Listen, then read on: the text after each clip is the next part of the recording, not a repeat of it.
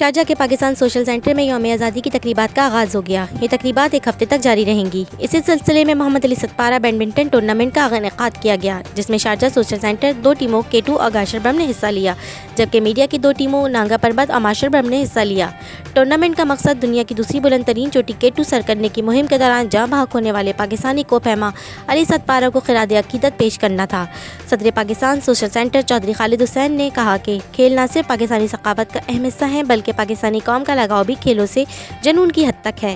चौधरी खालिद हुसैन ने मज़ीद बताया कि यौम आज़ादी की तकरीबात में पाकिस्तानी और अमारती हीरोज़ को खिराज तहसीन और अक़ीदत पेश किया जा रहा है, क्योंकि मुत्तहदा अरब अमारत कई लाखों पाकिस्तानियों का दूसरा घर है और दोनों ममालिक में लाजवाल दोस्ती है। बैडमिंटन टूर्नामेंट की ख़ास बात यह थी कि टीमों के नाम भी पाकिस्तान की बुलंद तरीन चोटियों पर रखे गए थे।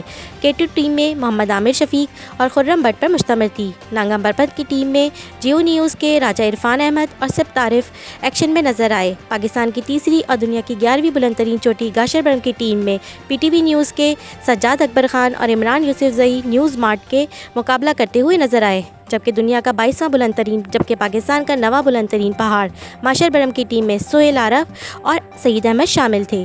टीम K2 ने बड़े प्रोफेशनल अंदाज में मुखालिफ टीमों को मात दी और टूर्नामेंट अपने नाम किया। सदर Pakistan social centre Sharjah Chaudhry Khalid और सरफराज शारजा ने खिलाड़ियों में टॉफ़ी और इनामात तकसीम किए। बिस्मिल्लाहिर्रहमानिर्रहीम।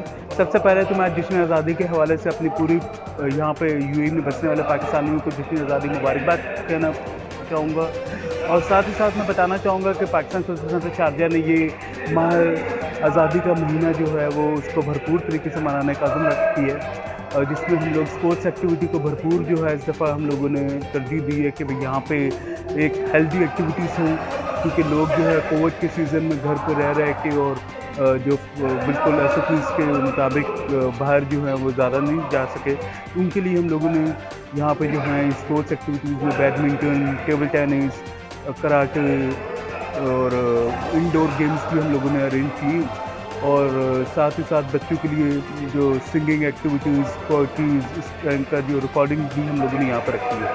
तो मेरी दुआ है कि हमारे पाकिस्तान के बसने वाले सारे पाकिस्तानी इस महीने में भरपूर तरीके से जश्न आज़ादी मुबारक मनाएं, और साथ ही साथ अपने से कमज़ोर लोगों का भी ख्याल करें कि जो कमज़ोर हमारे वहाँ पर लोग बस रहे हैं उनको भी हम लोग इस खुशियों में साथ मिलाएं। बहुत शुक्रिया।